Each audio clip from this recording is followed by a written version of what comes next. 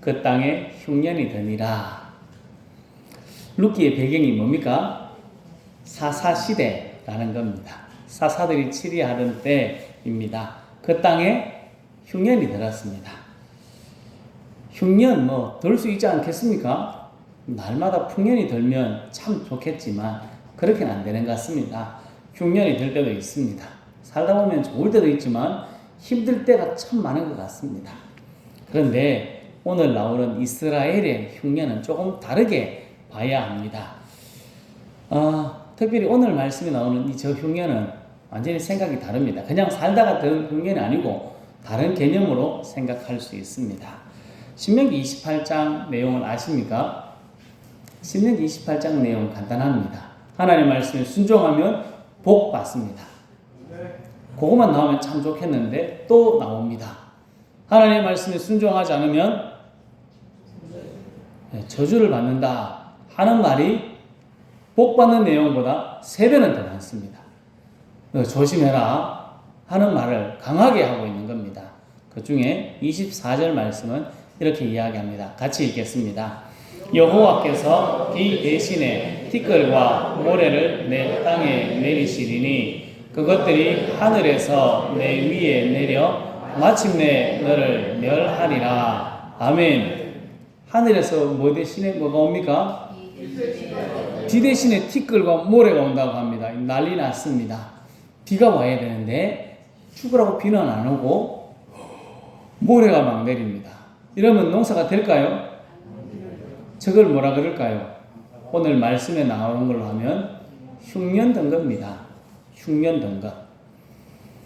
룻기의 흉년은 말씀에 순종하지 않았기 때문에 징계받는 그러한 순간이라는 것입니다. 이스라엘이 잘못 살았습니다. 그래서 지금 벌을 받고 있습니다. 그럼 뭐 해야 될까요? 빨리 돌이키면 됩니다. 회개하면 됩니다. 근데 이스라엘의 사사시대의 특징은 이렇습니다. 그때에 이스라엘이 왕이 없으므로 각기 자기의 소견에 옳은 대로 행하였다라고 말합니다. 하나님께 돌아가기보다는 내가 하고 싶은 대로 했던 시대입니다. 이게 사사시대를 정확하게 표현하는 말씀입니다. 백성들만 그랬느냐? 사사들도 그랬습니다. 사사들도 하나님보다는 내 생각대로 살았습니다. 기도는 300명의 용사로 13만 5천 명과 싸웠습니다. 이기고 나서 그가 한 일은 에봇을 만드는 일입니다. 에봇을 만들어서 우상처럼 섬겼습니다. 에봇이 제사장이 입는 옷입니다. 사사가 입는 옷은 아니고, 그런데 에봇을 만들어서 자기 집에 금 에봇을 만들어서 보관했습니다. 그래서 우상이 됐습니다. 입다는 전쟁을 하러 가면서 이야기합니다. 내가 암몬 족속과 싸워서 이기면 제일 처음 하지 않은 것이 그것을 하나님께 번제로 드리겠습니다 라고 이야기합니다. 누가 먼저 나왔을까요? 딸. 어떻게 해야 됩니까? 바쳐야 될까요? 말아야 될까요? 하나님은 바치는 걸 좋아할까요? 안 바치는 걸 좋아할까요? 네? 어이구, 큰일 납니다. 내 딸을 잡아 죽여야 되는 상황인데 하나님은 그걸 원하지 않습니다. 그런데 입다는 실제로 했습니다. 삼손은 눈 돌아갑니다. 여자들한테 정욕을 따라 살다가 결국은 눈알 뽑히고 머리 잘리고 눈알 뽑히고 조롱받는 삶을 살았습니다. 금방 이야기드린 사사 3명뿐만 아니라 많은 사사들이 그렇게 살았습니다. 하나님을 믿는다고 하는 사람들입니다. 하지만 자기 마음대로 자기 뜻대로 살아가는 시대가 사사 시대입니다. 오늘 말씀에 나오는 사람은 나의 하나님은 왕이시다 하는 이름을 가진 엘리멜렉의 집안 이야기가 나옵니다. 엘리멜렉이 흉년 때 모압으로 갔습니다. 모압 땅으로 갑니다. 모압 땅에 살면서 2 아들 결혼시킵니다. 가정을 이루었습니다. 모압 땅에 왜 갔을까요? 먹고 살려고, 잘 살아보려고 갔는데 행복을 꿈꿨지만 가장인 엘리멜렉, 아들인 기럨, 말론 다 죽습니다. 누구만 남았을까요? 과부 3명이 남습니다. 과부 3명. 나오미 그리고 2며느리만 남게 되었습니다. 이렇게 힘들게 살아갈 때쯤 여호와께서 자기 백성을 돌보셨다. 그리고 양식을 주셨다는 소식을 듣게 됩니다. 그래서 그 땅으로 돌아가려고 합니다.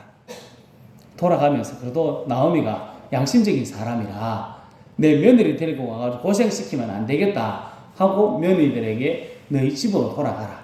친정에 가라 라고 이야기합니다. 나를 공양할 거 없고 너희들이 편하게 살아가라. 참 양심적이지 않습니까? 그러니까 2며느리가 처음에는 거부합니다. 그렇지만 나오미가 계속 권유할 때 첫 번째 며느리는 떠나갑니다. 오르바는 자기 백성과 자기 신에게로 돌아갔다고 합니다. 하지만 룻은 나오미를 따라가려고 합니다. 그리고 이렇게 이야기합니다. 같이 읽겠습니다. 그들이 소리를 높여 다시 울더니 오르바는 그의 시어머니에게 입맞추되 룻은 그를 붙쫓았더라. 아멘. 룻은 시어머니를 붙쫓았다라고 이야기합니다. 저기 붙쫓았다 하는 말이 본드로 딱 붙이다 하는 뜻입니다. 본드로 딱 붙입니다. 그럼 어떻게 될까요? 떨어지면 찢어지는 겁니다. 절대로 떼어놓을 수 없는 상태를 말합니다. 룻은 절대로 시어머니 나오미를 떠나지 않고 딱 붙어 있겠다고 말합니다. 16절 후반부에서는 이렇게 이야기합니다. 어머니의 백성이 나의 백성이 되고 어머니의 하나님이 나의 하나님이 되시리니 라고 이야기합니다. 시어머니뿐만 아니라 하나님도 버리지 않겠다고 룻은 그렇게 이야기하고 있습니다. 이제 한번 생각해 보겠습니다. 여러분, 룻이 나오미를 통해서 엘리멜렉의 가정에 시집와서 본 하나님은 어떤 하나님일까요? 좋은 하나님을 봤을까요? 룻기 1장 20절 말씀을 같이 읽겠습니다. 나오미가 그들에게 이르되 나를 나오미라 부르지 말고 나를 마라라 부르라. 이는 전능자가 나를 심히 괴롭게 하셨음이니라. 내가 풍족하게 나갔더니 여호와께서 내게 비어 돌아오게 하셨느니라. 여호와께서 나를 징벌하셨고 전능자가 나를 괴롭게 하셨거늘 너희가 어찌 나를 나오미라 부르느냐 하니라. 아멘. 나오미라는 이름의 뜻이 나의 기쁨, 나의 즐거움이라는 이름의 뜻을 가지고 있습니다. 나오미라 부르지 말고 내 이름을 마라, 고통이라는 이름으로 부르라고 이야기합니다. 룻이 결혼한 후 룻이 경험한 하나님은 좋은 하나님, 사랑의 하나님, 복 주시는 하나님, 그 하나님을 경험했으면 좋은데 룻이 본 하나님은 절대로 그렇지 않습니다. 어떤 하나님만 봤습니까? 기쁨을 빼앗아서 고통을 주는 하나님을 봤습니다. 복 주시는 하나님이 아니라 저주하고 망하게 하는 무서운 하나님을 룻이 봤습니다. 하지만 룻은 그 하나님을 붙잡겠다. 그 하나님이 나의 하나님이 되겠다라고 이야기합니다. 여러분 그러고 싶습니까? 벼락만 내리는 하나님을 만났는데 그 하나님을 쫓겠다고 무서워서 하는 건 모르겠지만 자원하는 마음으로 할 수 있을까요? 저는 못할 것 같습니다. 룻이 이스라엘에 따라가면 편하게 살 수 있었을까? 그렇지도 않습니다. 신명기 23장 3절 말씀을 읽어보겠습니다. 암몬 사람과 모압 사람은 여호와의 총회에 들어오지 못하리니 그들에게 속한 자는 10대뿐 아니라 영원히 여호와의 총회에 들어오지 못하리라. 아멘. 여호와의 총회에 못 들어오는 이스라엘 모임에 들지 못하는 사람을 딱 정해놨습니다. 암몬, 모압 사람. 룻은 어느 동네 사람일까요? 모압 사람입니다. 이스라엘의 무리 속에 들 수 있을까요? 없을까요? 못 가네요. 그럼 이방인처럼 살아가야 됩니다. 이스라엘에 갔는데, 베들레헴에 갔는데 이 사람은 계속해서 이방인처럼 살아야 합니다. 눈칫밥을 먹고 살아야 되는 겁니다. 사람 참 힘듭니다. 사람 눈치 보고 사는 게 얼마나 힘듭니까? 마을에 이사 왔는데 트세가 너무 세가지고 사는 게 힘듭니다. 그런 상황이 걸렸다면 그곳에 가서 살고 싶겠습니까? 저는 안 가고 싶습니다. 저는 목사로서 아주 편안한 곳에 와서 잘 살고 있으니까 그런데 가고 싶지가 않습니다. 여기서 계속 살고 싶다고 이야기하지 않습니까? 이게 좋은데 바로 눈총 받으면 가야 되겠나 하는 생각이 듭니다. 이 룻 이스라엘 땅으로 가면 지금 그런 상황이 주어집니다. 눈칫밥을 먹고 사람의 눈총을 받으며 살아가야 되는 상황입니다. 룻이 베들레헴, 이스라엘의 베들레헴으로 가면 먹고 살 길은 있었을까? 먹고 살 길이 있었을까요? 룻이 베들레헴에 와서 한 일은 보리 이삭 줍는 거였습니다. 할 일이 없던 겁니다. 먹고 살 길이 없습니다. 보리 이삭 줍는 게 어떤 건지 아십니까? 보리 이삭 줍는 거는 먹고 살 길이 없어서 그거라도 먹고 살라고 하나님께서 명령으로 내려놓으신 겁니다.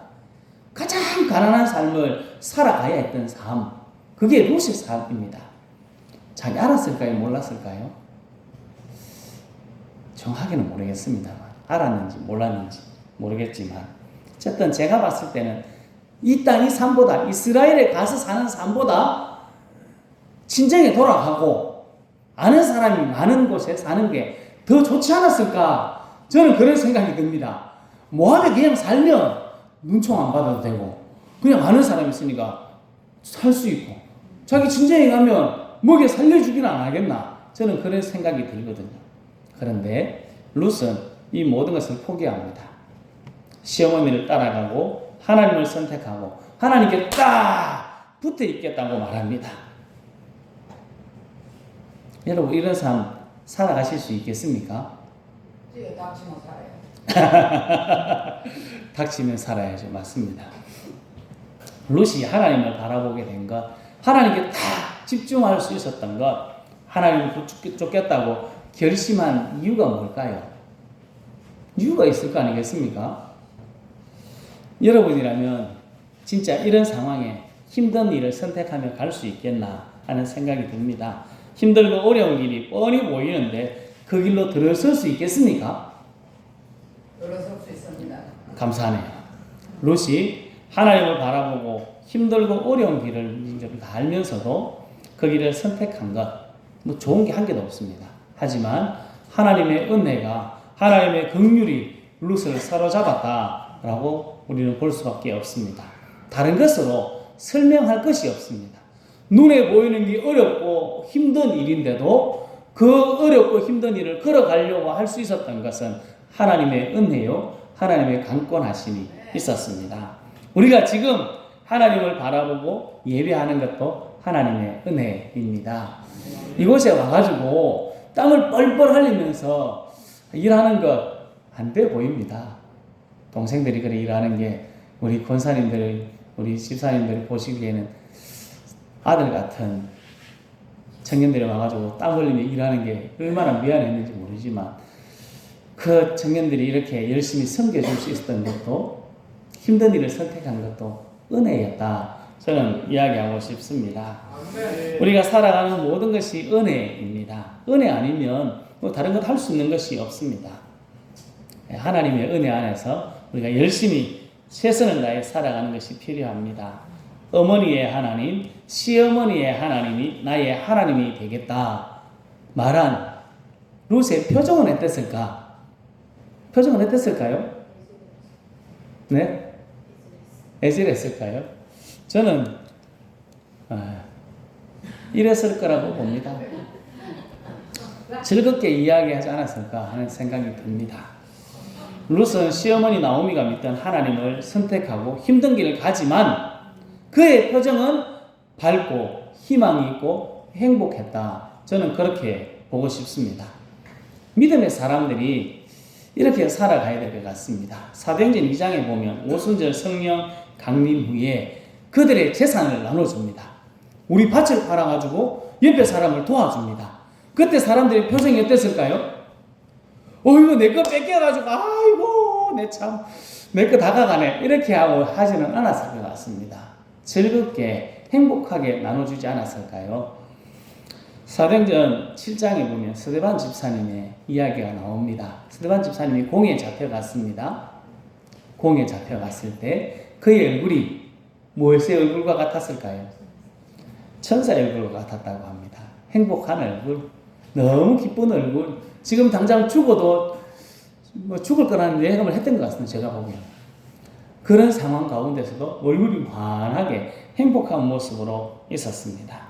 하나님을 선택하고 살아가는 사람들의 모습이 이래야 하지 않을까요?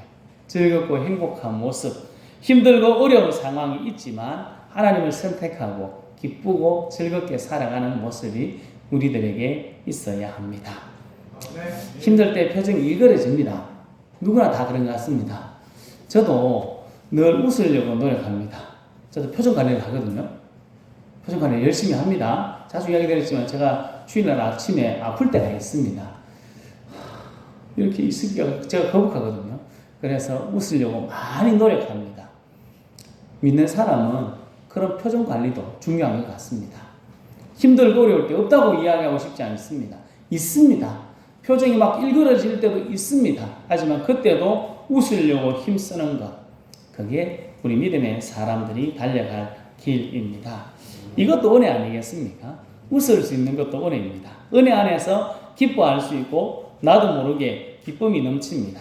하나님께서 대해주시는 은혜 안에서 기쁨이 대해주고 즐겁게 행복하게 모든 일들을 감당할 수 있다 하는 것을 오늘 룻을 통해서 보여주고 있습니다.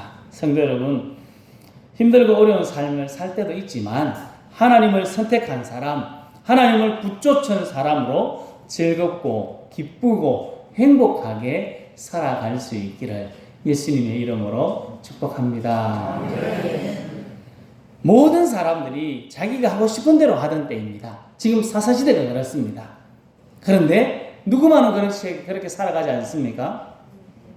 모압 여인, 이스라엘 모임에 들어갈 수 없는 이방 여인 룻은 완전히 다른 삶을 살아갑니다. 모든 사람들이 하나님을 믿는다고 하면서도 지 마음대로 살아가는 시대에 룻만은 하나님을 버려도 아무 말도 안 하지만, 그렇지만 하나님을 버리지 않고 하나님을 쫓겠다라고 하는 삶을 보여줍니다. 18절 말씀을 같이 읽겠습니다.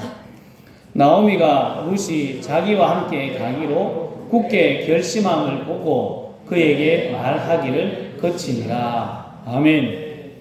룻은 평안하게 지낼 수 있는 곳, 자신의 친척, 고향, 섬기던 신들을 싹 다 버립니다. 그리고 주님께 방향을 돌립니다. 결단하고 나갔습니다. 하나님을 선택한다는 것, 고통이 따르고 어려운 삶이 앞에 놓여 있다는 것입니다. 지금 시대도 그런 것 같습니다. 하나님을 똑바로 믿는다는 것 얼마나 힘든 일인지 모릅니다. 다 그래 사는데 네가 뭔데? 그렇게 이야기하는 시대가 지금 아닙니까?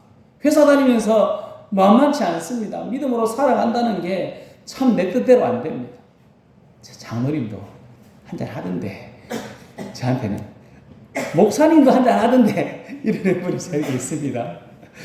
목사님도 저쪽 목사님 한잔 하던데 목사님도 한잔 하지, 이렇게 하시는 분이 있습니다. 뭐 여러 가지 말들이 많습니다. 하지만 그 모든 유혹들을 이겨내야 합니다. 룻의 앞길에 고통, 힘든 일이 있었습니다. 환난이 있었습니다. 하지만 편안하게 지낼 수 있는 모든 것을 버리고 룻은 하나님을 선택했습니다. 다른 모든 사람들이 살아가지 않는다 해도 나만은 하나님을 섬기겠다. 그는 선택했습니다. 모든 사람이 가고 있는 길을 뒤로 하고 하나님을 선택하고 하나님을 따랐습니다. 우리도 편안하고 좋은 것만 찾지 말아야 합니다. 그러면 믿음으로 살 수 없습니다. 사사시대에 사사들, 그 많은 사람들처럼 살아갈 수밖에 없습니다. 우리들은 편안하고 좋은 것만 찾지 말고 하나님의 은혜가 있는 곳, 하나님이 원하시는 길을 따라 살아가야 합니다.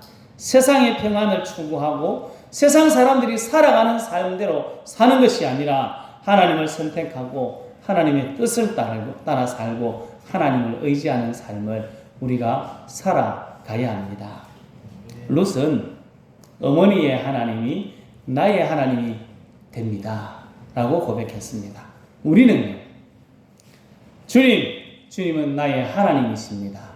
주님만이 나의 진정 하나님이십니다. 이 고백을 하며 어떤 상황에서도 하나님을 끝까지 붙잡고 하나님을 선택하며 기쁨과 행복으로 살아갈 수 있기를 예수님의 이름으로 축복합니다. 룻은 힘들고 어려운 길이 기다리고 있다는 것을 알았습니다. 그래도 편안한 삶보다는 하나님을 선택했습니다. 사사시대에 많은 사람들이 자기 소견에 옳은 대로 자기 하고 싶은 대로 살았지만 룻은 어머니의 하나님이 나의 하나님이 되시리니 라고 고백하며 결단하고 하나님을 붙잡고 하나님을 선택했습니다. 우리도 세상의 평안, 하나님의 뜻 사이에서 선택해야 될 때가 분명하게 있습니다. 그때 눈에 보이는 기쁨이나 유익보다 하나님을 선택하는 믿음의 사람이 되어야 합니다. 성도 여러분, 하나님을 선택하는 길은 어려운 일이 있습니다. 하지만 그 길에는 하나님의 은혜와 인도하심이 있습니다. 우리 모두 오늘 말씀의 제목처럼 주님은 나의 하나님이 되십니다 라는 고백을 하며 끝까지 하나님을 붙잡는 믿음의 삶을 살아갈 수 있기를 예수님의 이름으로 축복합니다. 기도하겠습니다.